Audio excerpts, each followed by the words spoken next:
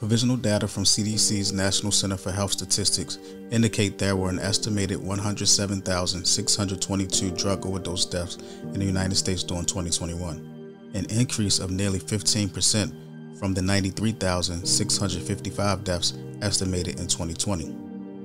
Back in the 1980s, most people thought we could arrest and prosecute our way out of the drug problem. And that's why by 1990, the public was pushing for tougher drug laws, longer sentences, mandatory minimum. And it's just taken a while for people to recognize, particularly politicians, to recognize that the war on drugs should be more of a public health war rather than a criminal justice war. An Associated Press review of federal and state incarceration data shows that between 1975 and 2019, the U.S. prison population jumped from 240,000 to 1.43 million Americans.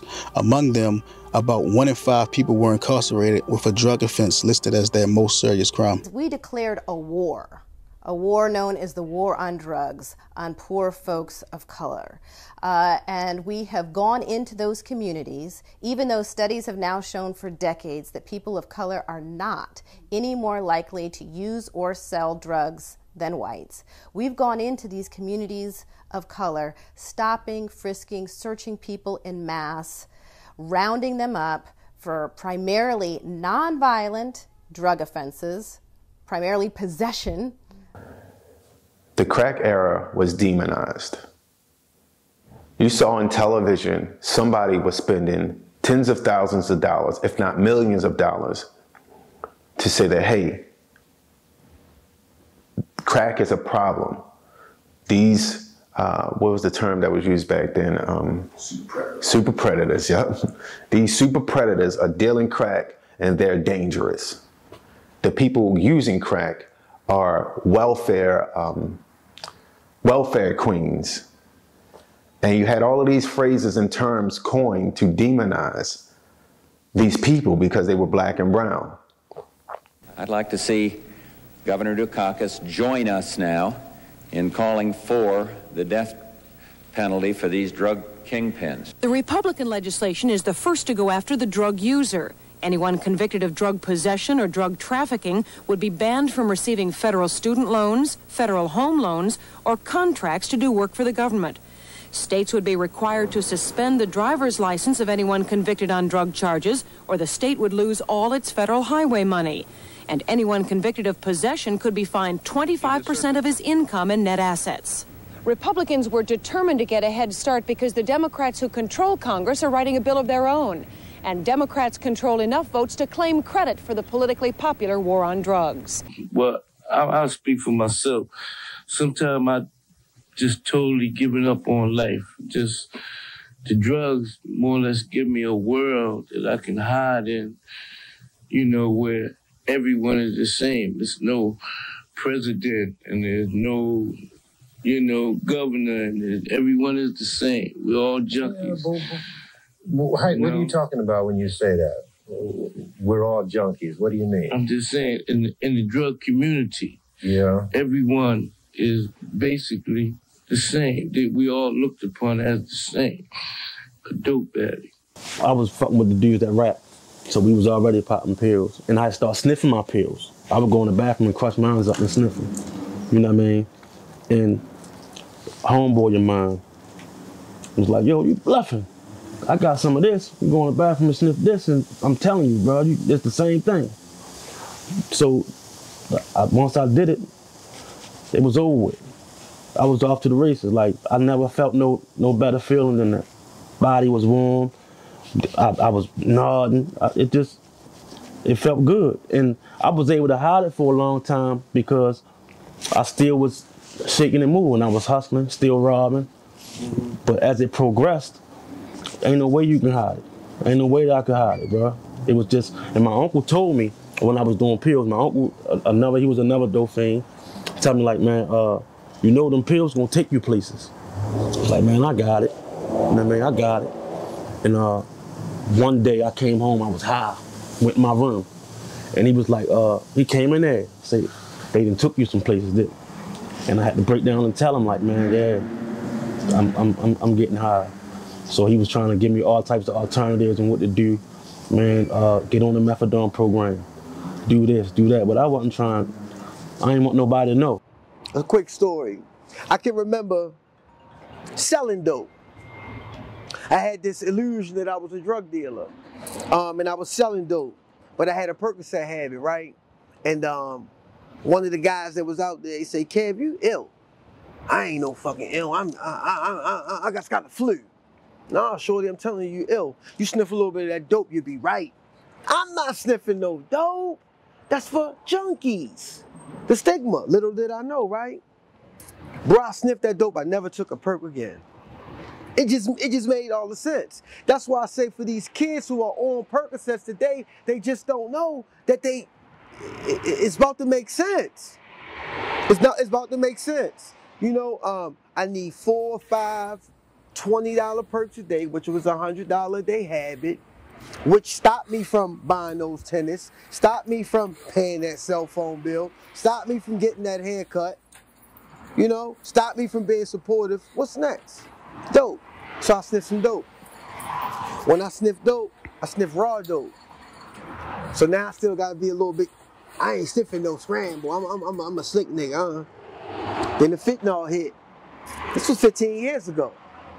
Cause see, I can still maintain 15 years ago, it wasn't that bad yet. I can still look a little bit fresh, but I just want to let them know, man, it's gonna get bad. Sometimes quickly, sometimes slowly, but it will get bad. So I sniffed that dope, bro, and I never looked back there. I never looked back. I used to hide my straw to make sure nobody seen it. But then one thing about a drug, whether you like it or not, it's gonna show itself. So those people who are getting them pills from the doctors, they still got their family with the house up on the hill, you know what I'm saying? And then the script run out, but they don't tell you that you'll be chemically dependent to opioids. So now you gotta come and buy some dope. I started with beer, I started with weed, then it went from beer, weed to powder cocaine, from cocaine to, you know, the hard cocaine and ecstasy and anything you can think of, like dippers. Then the last drug was the hard drug, which was heroin. I never would have thought that I'd start shooting heroin. But the things in your life, if you don't have an answer to questions, you'll turn to something to numb yourself. And I did a lot of that. I did a lot of numbing. I don't know what turned me to that, but I was looking for answers and I couldn't get it from home. And my mom, she did a very good job. She did the best she could. But for a person like me, it wasn't good enough, you know? So I went to the streets. And did what I did best, and that was start using drugs. I sold drugs, a lot of it, but I used more of it. And I died several times doing it. It took a long time for me to get here because I got high for 26 years straight. From 12 to 38. That's a lot, you know. I know I did over several $1 million of drugs. It got so bad that I was probably doing $300 to $500 worth a day. I didn't want to be here no more. I really didn't. But the fact that I'm here today, I know there's a God. And I've really hated God for a long time because it was beating inside of me since I was little. But I had to find a God of my own for me to understand there was really a God out here. And it was a God inside of me that lived and wanted to live more than I wanted to live for myself. More than 932,000 people have died since 1999 from a drug overdose. In 2020, 91,799 drug overdose deaths occurred in the United States. 75% of the nearly 92,000 drug overdose deaths in 2020 involved an opioid. And it's crazy because when I first started overdosing, I thought that was the high you was looking for. You know, that's how ignorant I was. I was like, yeah, if you don't overdose or if you don't, go out, then you didn't get that high you're looking for. And then I found out when I did more research that I died. I actually died several times where when I would come back to, my tongue was bleeding because I was like, I guess I was going through seizures or something that I didn't know about. And my ears was ringing. My eyeballs was hurting really, really bad. Like I had them up in my head for a long time. And by the time I came back to, it was hours later from the time that I thought I was just enjoying my high. So I died a bunch of times. And a lot of those times I wish I stayed dead until now. But I wanted to die. I didn't want to live like that anymore. I remember sticking my neck out, letting the white girl hit me in my neck, saying, let me know if you hear Sheena come down the street. My wife, let me know if you hear Sheena. Let me know if you hear Sheena. As soon as I hear that, that means everything is on. I stand there, I wait, make sure I don't OD. And then I found out that that sound that I was hearing, that ringing sound, that was me dying.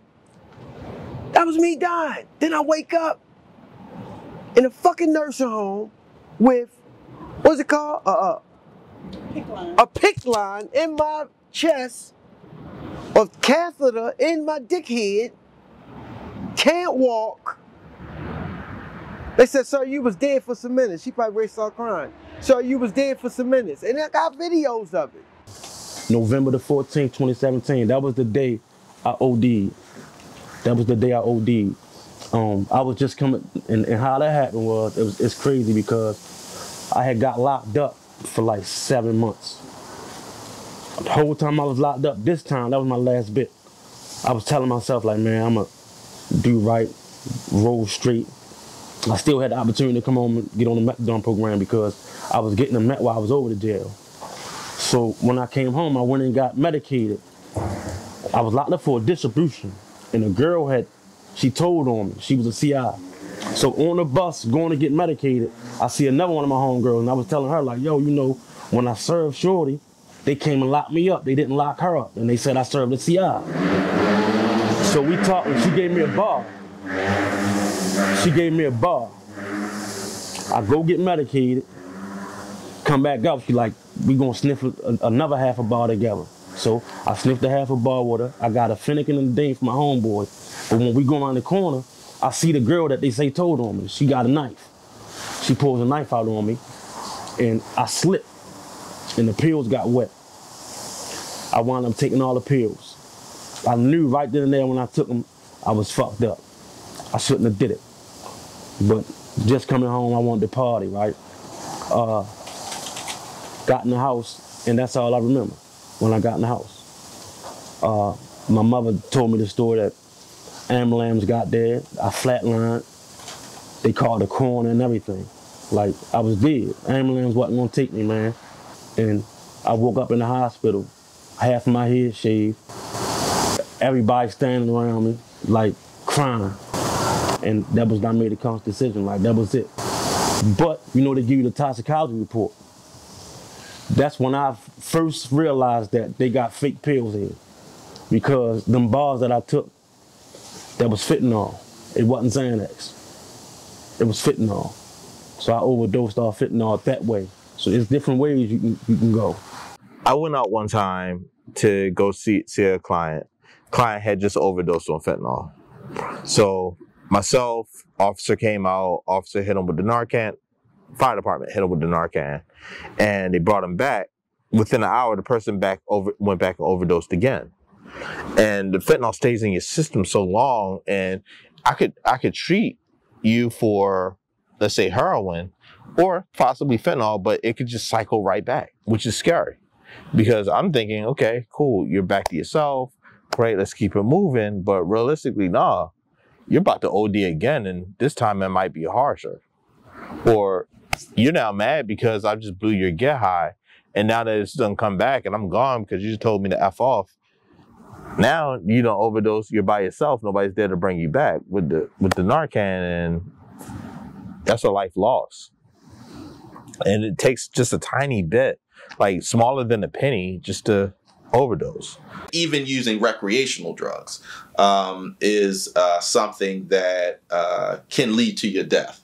And so I think with a lot of our young people, as well as those who may be addicted to illicit substances, the risk now of fentanyl being laced in the drug of their drug of choice is significant, right, compared to the past. So you can smoke marijuana now, but it can have, if you can be at risk of losing your life smoking marijuana. So even though in different jurisdictions it may be legalized, there's still a risk if you purchase it off the street that you could get a batch of marijuana that has fentanyl in it and you die. And it could be something you were just doing on a recreational level. People of high standards are slipping up, dying. We got actors that I think we just had one, the guy who played on The Wire, and the Ravens player. You know what I'm saying? They I mean, fentanyl is a match head, bro. It's a match head. It's not. It's a mistake you do it. You know, it's a mistake you take that much. It got to be a mistake. Fentanyl is a powerful synthetic opioid that is similar to morphine, but is 50 to 100 times more potent. Since 2018, fentanyl has been responsible for most drug overdose deaths in the United States, causing over 71,238 deaths in 2021. Pharmaceutical fentanyl was developed for pain management treatment of cancer patients, applied in a patch on the skin. Because of its powerful opioid properties, fentanyl is also diverted for abuse. Fentanyl is added to heroin to increase its potency, or be disguised as highly potent heroin. Many users believe that they are purchasing heroin and actually don't know that they are purchasing fentanyl, which often results in overdose deaths. I had a situation where I was out with another client, and the person sees an overdose or whatever, hit him with the Narcan, because I stay with Narcan inside my car because I work with people with substance abuse. I do home visits all the time. So boom, hit him with the Narcan, brought him back. I called 911 for the fire department that came out, fire department and police came out.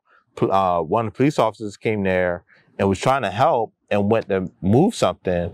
They didn't have gloves or anything. That something had fentanyl on it, and that police officer wound up overdosing and going into the hospital just because she touched it. That's how strong it is. So it doesn't just have to affect you who you're trying to get high, and you also could be taking a drug that you don't even realize is laced with fentanyl. Because everybody who's using fentanyl doesn't know that they're taking a drug with fentanyl in it. You could lace it in weed, you could lace it in whatever. Your dope, it doesn't matter. You could lace fentanyl in everything. That's one of the reasons why it's so prevalent. And it doesn't take but so much to take you out. And God forbid it hits one of these kids, because like I said, same thing with the police officer. It happens to kids all the time. They accidentally touch something or inhale or taste or whatever, and they're in the hospital fighting for their lives, and a lot of them sadly die. Working at crisis, I come across that quite often. And it doesn't have a color. I definitely want to point that out. Just as how it happens in the Black community, happens in the white community, happens in impoverished communities, happens in high-scale prominent communities. So I definitely want to say it happens across the board, which is scary. Not that one life is more important than the other, but it is definitely something concerning. The manufacturers of the drugs need to take ownership.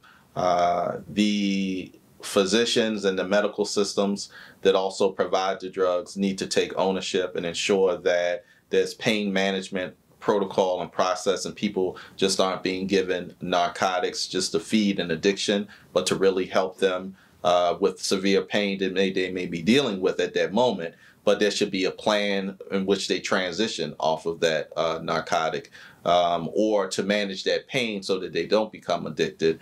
I think that doctors who run pill mills, those physicians who profit at others' pain and know that what they're doing is illegal and unethical. They should be held to account. The U.S. Department of Justice, and I've seen some lawsuits across the country to financially hold to account some of the manufacturers, to financially hold to account some of the health systems and physicians in those health systems, and also those doctors.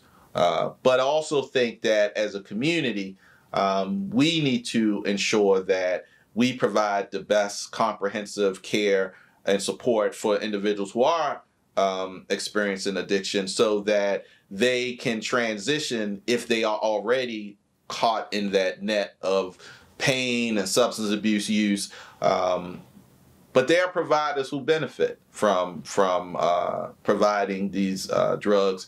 And I think we need to, as a community, we need to hold them accountable as well. In all those treatment centers, you're going to have the most drugs. The most.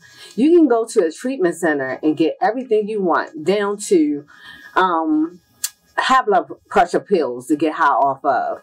You know, you can get whatever you want from a treatment center, but you really can't get it on every corner. You know what I mean? So it's like an easy access to people that really want to get clean. You know, I went to a rehab before, and they had so much drugs in there. So much. And I just couldn't understand how was they getting it in there. So how much help are you really going to get when you're trying to fight for your life and what you're trying to run from is right there in front of you? I don't know. My first treatment center, I was 26 years old. 26. Park Heights. As soon as I went in there, they were smoking crack and sniffing dope in the treatment center. You see what I'm saying? So a lot of these treatment centers are just big cash cows. Please, come on in so I can bill your insurance. You know, but what's gonna happen? I think Trump tried this, bro. I think he said something, I could be wrong, I'm not a politician, right? He said something about stopping your insurance from paying all these multiple times in treatment. I think you only get like 2 or 3 a year, something like that. If people was able to experience that, they wouldn't play with treatment so much. Because you can run into treatment and run back out. Just last year I was in treatment, right? I felt like an old ass man, bro. It was people in there 18, 19, 22. I remember being 22. That's how this addiction is. This shit will have you. I know people that's been getting high as long as I've been living. So, but treatment works if you allow your disease to be treated. So let me just share this, and this may not be helpful to you, but I'm going to share this perspective. There's research that shows that the DARE program hasn't been an effective program, right? Going into schools and speaking about the impact of utilization of alcohol and drugs, particularly as it relates to I think like high schools. So look at you, my brother, always running for cover. One led to two, two led to another. What I'm trying to say is don't be blind, because you might save your life if you say no one time. Drugs are wrong, so let them go. Make the right decision and just say no. Come on, man. Let's get what's going on. The ball's in your court. Just say no. But if you still came to me on a surface level and said, Dr. Rice, do you think it would be of benefit for someone to come into your daughter's high school and talk about the negative aspect of utilizing drugs, particularly before prom, and how it can lead to bad outcomes? I would say, yeah. I would want someone to still come in to have that conversation. I share that to say, while the more dominant studies have shown that DARE may not have accomplished the end goal, right? There's still some things that, you know, the community, even if the research isn't showing that this is 100% connected to, this information is connected to them not going out prom night and still drinking and doing those things, I still will want that information available, right? Because that doesn't mean that things won't change or shift, or maybe even if it's a small group, right, there may be a small group of people who it does impact. It may not be statistically significant to show that this overall study moves, but to that 2 or 3 parents whose children didn't go get in that car, drive drunk after prom and kill themselves, it still would be one of the most invaluable conversations they might have had, because that officer or that school counselor or that guest speaker that came in and spoke in the auditorium with a car, an image of a car there that was wrecked, and they say this car was from last year's prom at this school from across town, it can still have an impact. So I'm just saying that I think there's a lot of noise today, because when I was younger, and probably even when you were younger, we didn't have 24/7 social media. So it was easier to get things to us, even on the billboards. You could see certain billboards throughout the city. Now, I think there's a lot of competing interests, right? From entertainment, from even leading stories of crime and violence.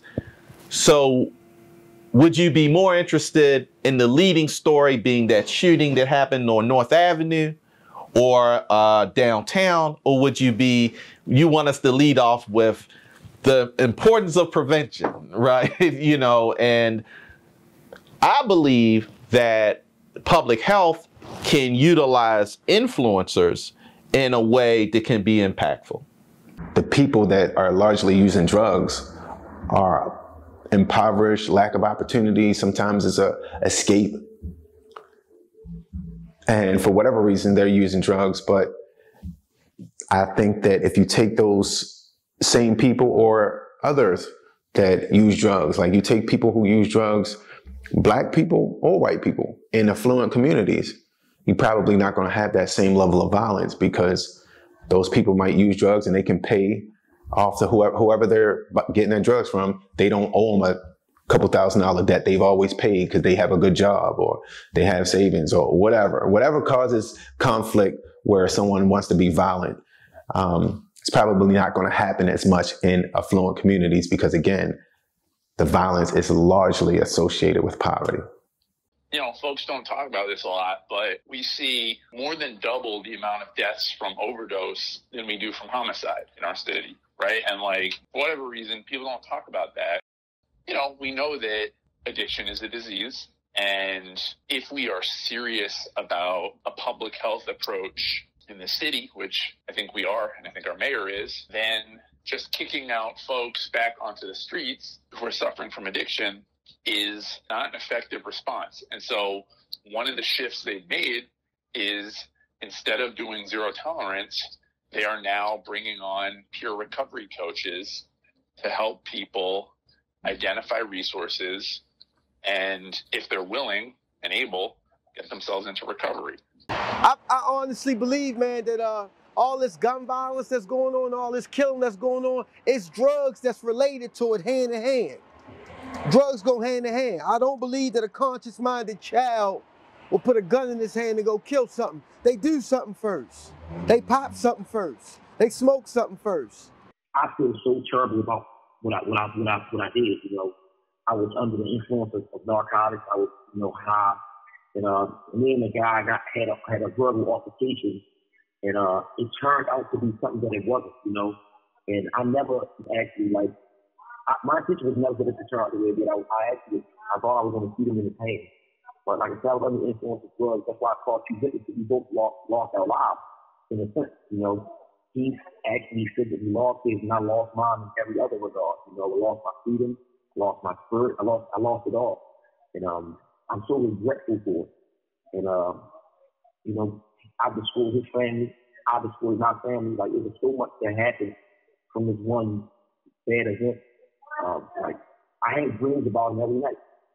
Some guys say that, once they commit an act of this nature, that, that they become cold-hearted, they become cold-blooded to it, they become callous, where for me it's not, it's like being for me it's like my, being a nerve is raw and exposed, and I still feel him. I see him every night, and I feel so terrible for what I've done.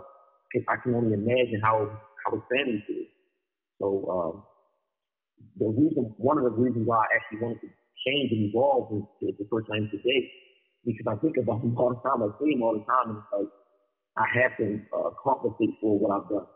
They just passed the law to make the ghost guns. Now the kids at 15 years old can buy the ghost gun from who? The white man that, or no, let me take race out of it. The addict who lives up in Virginia who got 5 or 6 printing machines, he print the guns, he come back down here selling for a pack of dope. We kill ourselves, he go shoot dope, and it's one big vicious cycle. One big vicious cycle. We don't got no goddamn 3D printing machines. These kids got clips. These kids got clips this damn big. Monkey nuts and all this old crazy shit. We don't know how to make them, bro. It's somebody that got an addiction, that's sitting making them guns, bringing them to the city, trading them for, you know, and kids. It'll be an altercation. They on the perks, they on the lean, they on the molly, they on everything the rappers is on. If they got a mother that's 40-something, check this out. If they got a mother that's 40-something, she might be on something. The grandmother probably was on something in the 80s. So a lot of these kids are raising themselves. I feel for them. Because what is there left to do when nobody's raising you? You smoke weed, you smoke loud, we popping pills together. Boy, I got your back, I got your back. I love you, bro. Woo-dee-woo-woo. There's no guidance. Everybody's screwed up. You know what I'm saying? It's all good until it's not all good. So at the time when my son got killed, it was May the 28th going into the 29th of 2020. I had 3 years clean at the time. And, you know, winding down at the end of the night after being out at my program and doing the right shit. And, you know, me and my son wasn't really speaking at that time when he got killed. He wasn't speaking behind my addiction. My daughter called my phone and she crying, but mind you, she had just had a daughter on the 21st. So my grandbaby was born on the 21st of May, and my son got killed on the 28th going to the 29th. So my daughter called me, she said, she crying. So her mother gets the phone and say, yo, I can't even tell you this. So I'm like, what? Something wrong with my granddaughter? She like, nah, your son, hold up. So my baby mother, let's take a break for a second, bro.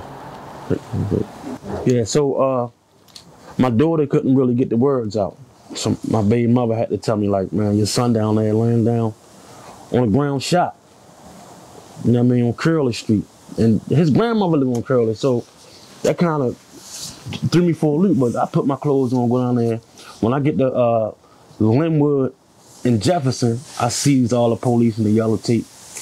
I get out the car, go up there, and I see my son's shoes. He halfway in the street, halfway out. And I just zapped. You know what I mean? Police wrestled me down. And the police lieutenant dude that was out there knew me.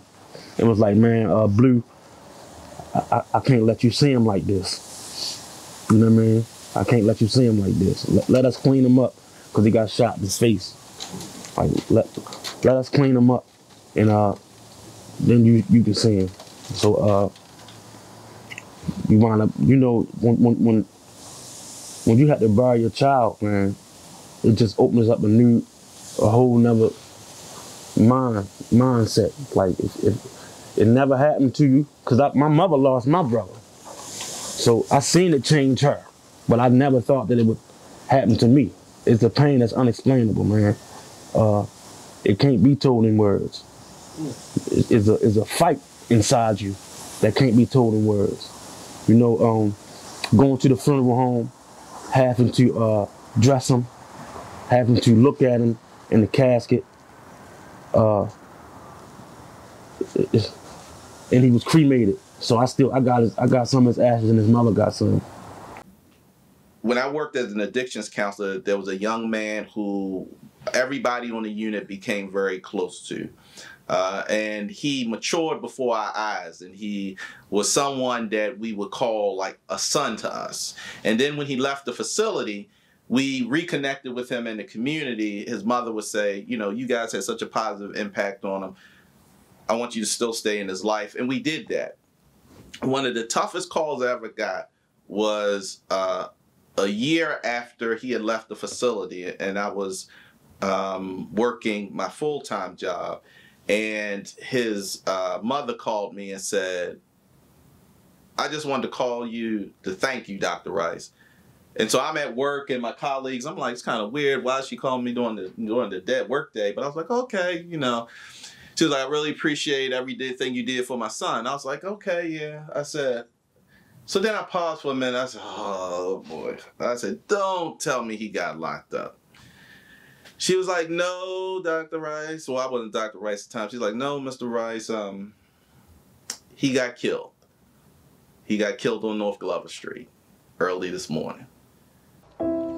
It was a burning sensation inside me, and it was something calling inside of me saying, if you come to me as you are, exactly as you are, high, broken down, ugly looking, black, dusty fingers, dirty clothes, if you come to me exactly how you are, I got you. And I guess that was that inner God inside of me that kept talking to me. And one day I went to church, high. I mean, I've been getting high for like 2 weeks straight, reading the Bible, smoking crack at the same time. You know, had the pipe in one hand, reading the Bible in the other hand. And that was the last time I got high. I wish he knew how great he was. I wish you knew, Kevin. I wish you could understand. But this is what you choose. I don't understand why. I don't understand why you choose this. It hurts. It hurts so bad to watch you deteriorate. To watch you just slowly kill yourself. It took, so the first time I would say it was 3 months. It was like 3 months he was clean, and then a relapse happened. And then he was out for about 2 months.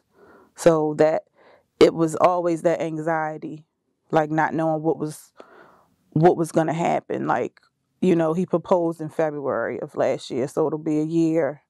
February 10th will be a year that we've been engaged. And in that year, I will start planning a wedding, and then he will relapse. And I'm like, I can't even plan my life because I don't know what's going to happen. I don't know what's going to happen. But this last time, something different happened. Something changed. And this is the longest sobriety period I think that he's had. I don't know. I can't explain it from a person outside looking in, except from my experience of dealing with it. I saw something different. But it's been 2 years, and it took a couple times. And I know he's been struggling for years prior to me being in the picture.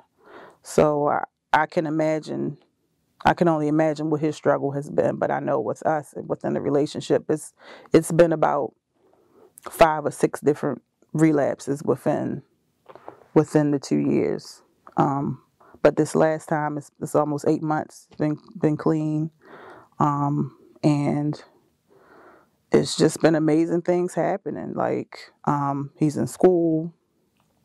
You know, he's been opening up more and talking to people, trying to change lives. We started a business, trying to get people, helping people get into treatment.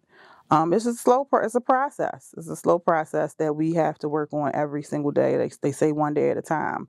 And that's just not for an addict. That's for people in general. You know, you can only deal with things one day at a time. Tomorrow's not promised to anyone. So I would tell anyone that's dealing with someone that has a loved one that's struggling to not give up, but also know your boundaries. Be safe, be smart, have a support group, work on yourself. And that would be my message. But also to the family members, to the addict, that is struggling as well, understand how it affects your loved ones. You know, we go through a lot. And sometimes I always say, you know, we kind of go through it a little tougher than they do because they have a drug to help them cope. They at some point are doing something that's making them feel good, you know, and we just sitting having to deal with our responsibilities in everyday life. And we have a different toolbox to help us cope through life. We don't have a drug to make us numb or whatever. And, you know, meanwhile, they're doing what they're doing and we're just sitting in limbo waiting for that call or home crying or having to pick up the pieces to the mess and the destruction. Like if we had more people working the streets, I think we can probably save more lives. Not saying, oh, this is the building you come to, you can get the help you're looking for. If we actually go out there and talk to some of these people that's on the streets, you'll get to learn their story and then you'll know how to help them. If you don't know them, how are you going to help them? If you don't know where they came from, if you don't know what started it, if you don't know how you can treat their mental state of where they at now, how are you going to ever help them? So if we had more facilities that's really talking about helping people that's on drugs, we need to go out there and we need to work the streets. It's so many guys that I know, because most of them are guys that I pass through and I give money to when they holding their sign up and I know they high or I know they done, you know, some drugs that day or whatever it may be. I know them personally now. They see my card. Hey, how you doing? I know their names. I know that, oh yeah, you know what? I'm starting to do this now. And the church helping me get a place now. You know what I'm saying? I mean, it started from them being nowhere, from me just having a conversation with them. And I'm not going to say I'm the reason, but I'm part of their life. You know, they look for me. And I look for them. I'm like, did you see John today? You know, and they were like, oh man, he in the hospital. Yeah, I'm going to tell him, you know, I seen you. If you get to know these people, they're not as bad as you think they are. They just not. I wasn't. I've been working in the field of mental health since 2003. And I've worked with people with substance abuse for just about as long. And I can say, you're kind of chasing fool's gold if you don't address the substance abuse portion while trying to address the mental health piece. Just because I've worked with people who are actively in their addiction. And this is early in my career. I didn't realize that, hey, look, I'm fighting an uphill battle if I'm just trying to treat the mental illness, whether they're depression, anxiety, trauma, PTSD, while not addressing or getting them in a treatment for the substance abuse. Because they may be actually ready or enjoy talking to me every week for therapy, but if they're not ready for a substance abuse treatment, I'm just playing this game of round robin, because when they leave out the office after seeing me for 45 minutes to an hour, they're right back out in the street, pumping something inside their veins, and they're treating that trauma that they just unmasked and was dealing with in my office, and they're treating it the best way they know how, because I only have it for a tiny period of time, every 7 days. They have to deal with their reality for every second of those days, and they're treating it the best way they know how. So it has to work hand in hand and in concert. So when you come and see me for therapy, you definitely have to, I don't want to say definitely have to, it's imperative, it's very important that you do get the mental health or substance abuse treatment as well. It go hand in hand. It go hand in hand. You know, people, they medicate themselves with the drugs. You know what I mean? So yeah, I know mental health tied into addiction in this city. Whether it's PTSD, anxiety, what else? Schizoaffective. It ties hand in hand to it. And if you don't get, you gotta take care of both of them. You can't just focus on one. You gotta take care, you gotta focus on the mental health and a substance abuse addiction? It starts with your mental. It really starts with your mental state of mind. You know, like I said, mine started when I was young. You know, and if you don't make your mind up, and get the help you need when it comes to getting a shrink, a therapist, counselor, going to church, reading things that's going to uplift you, meditating, you're not, well, I could not. Let me talk about me. I could not get where I'm at today without all those things that I did, you know? So if you get clean and you get clean for someone else and not for yourself, it's not going to work. It never did for me. If you sit there and you're doing it just to save face, or like I said, not for yourself, it's not going to work. So the thing with me, I would have been right back out there if I didn't work on my mental state of mind, because I was messed up from the floor up. Like, you seen a picture of me from back then. I was off the hook. And I finally said to myself, this is what I want for myself. Whereas though I even told my mom, you cannot be involved with this process at the very beginning. I wouldn't allow her to be involved because I felt like she would have took that from me, what I was trying to do for myself. You know, and I had to do a lot of counseling. I still have a counselor on speed dial if I ever have any issues or triggers going on with my mind. But I have less time to feel like I could be triggered by anything because I've done so much work on myself. And it started with me, you know. It was times that when I first got clean, I would have these dreams, drug dreams all the time, whatever. And I just knew I got high. And it scared the death out of me. It was times that that something would happen in my life when I first got clean. And I just knew that if I don't get past this, I was going to be back on the streets. And I was going to die from drugs. No matter, hands down, I was going to die from drugs if I went back out. So, me personally, I just feel like you have to do a full workout on yourself for it to work out. Having that outside support, like a mental health therapist, a substance abuse counselor, it's really good because you have that outside set of eyes that see you, that thinks that everything's okay. This is me making it. And it goes, no, sweetie, you're not making it. You're surviving. You're not thriving. And it's really important to have that outside set of eyes that can help you become your best self. We're not here because we know everything. We're not here because we're trying to tell you what to do. We're here to help you become the person that you want to be. That's why the goals are made by you, with us helping you to achieve those goals.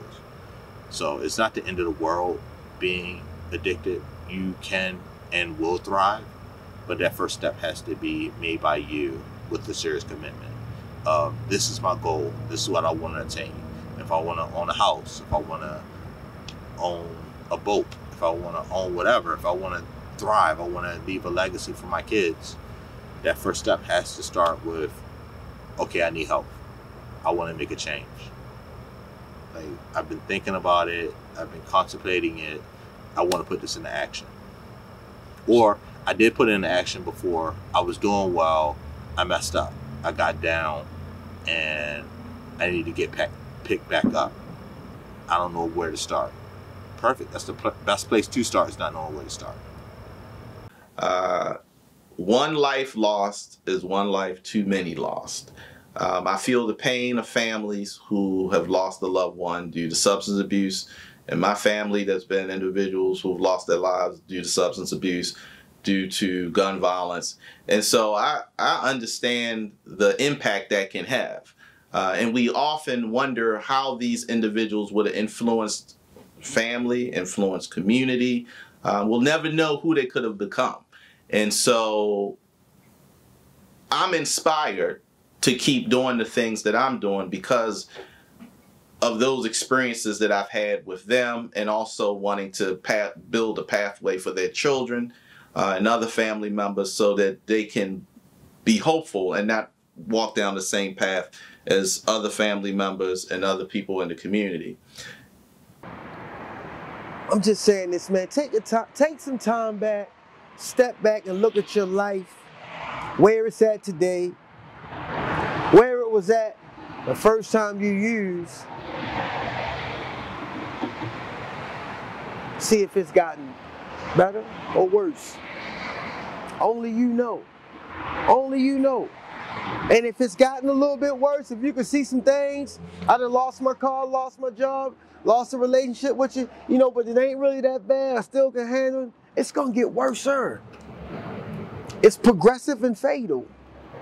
It's progressive and fatal. I believe that addiction takes us to 3 places, bro. It takes us to 3 places. It takes us to jail, it takes us to institutions, and then it takes us to death. Jail. Either I'm gonna go to jail because I done went in Walmart and start stealing. Either I'm gonna go to jail because I'm out here trying to sell some dope to get my high. Either I'm gonna go to jail because I done robbed something to get some money. Or I'm gonna go to an institution, a mental institution, because I'm gonna do something to make me lose my freaking mind. You see what I'm saying? And after I go to all those different places, I do one and I die. I'm subject to relapse at any given time. At any given time, I can go cross the street or wherever else and cop right now if I want to. But the pain, bro, you know what I'm saying? The pain is so great of me dying, bro, that I just can't do it. Today, I can't do it today. Tomorrow's not promised. But my message is this, man. If you lost somebody to addiction, if your mother was on drugs, your brother, your neighbors, maybe even yourself, recovery is possible, man. Recovery is possible, and I won't say where you need to go because I cannot promote that. All I'm saying is this, man, is that it's okay to cry out for help because there's somebody listening. Somebody listening, man. As of right now, I'm a peer recovery specialist. What a peer recovery specialist is somebody that has walked in addiction and now works trying to help people get out of it.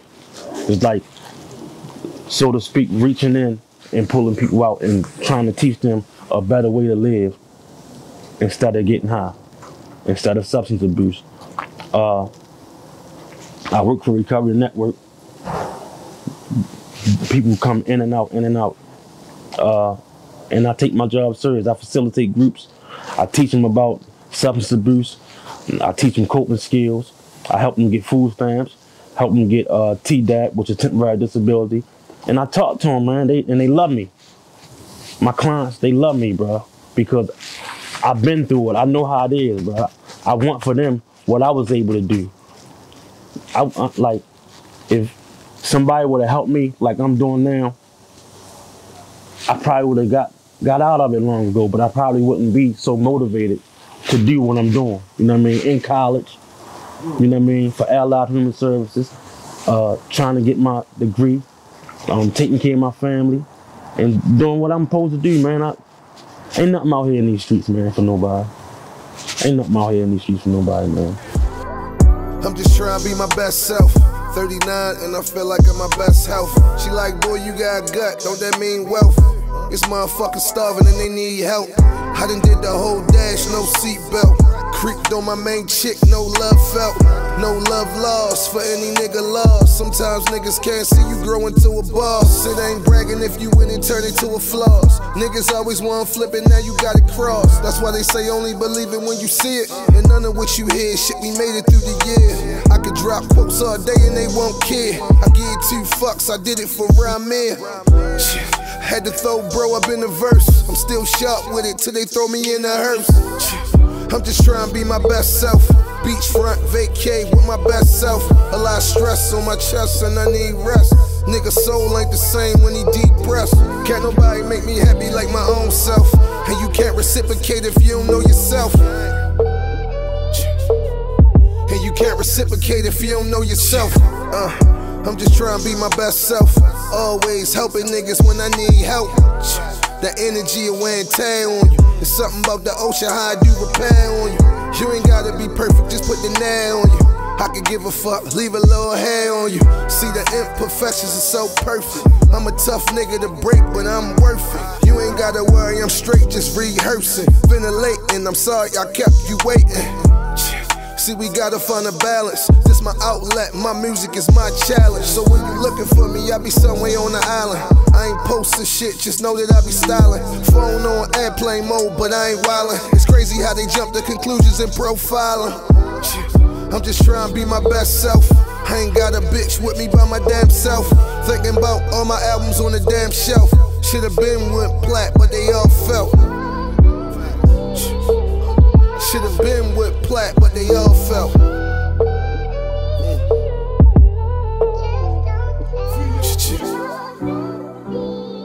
I'm the type of person that if I'm not my best, I don't want to be around people because I feel like God has given me a gift to lift people up.